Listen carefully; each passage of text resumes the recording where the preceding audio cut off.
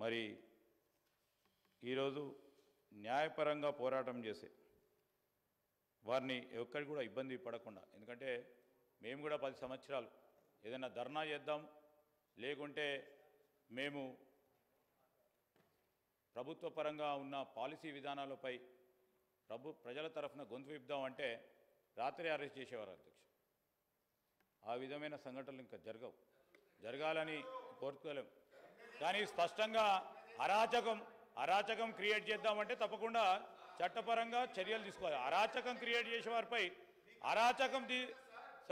అరాచకంగా ప్రవర్తించే వారిపైన ఏం చేయమంటారు సార్? ఈరోజు భావస్వేచ్ఛ గురించి మాట్లాడారు. భావస్వేచ్ఛ ఇచ్చే ప్రయత్నంలో ఎక్కడ కూడా వెనుకబడం. అరాచకం క్రియేట్ చేస్తామంటే ఎట్లా అధ్యక్ష? లా అండ్ ఆర్డర్ ఉంటుందా? అసలు లా అండ్ ఆర్డర్ ఉంటుంది ఎక్కడన్నా? లా అండ్ ఆర్డర్కు సంబంధించి ఈరోజు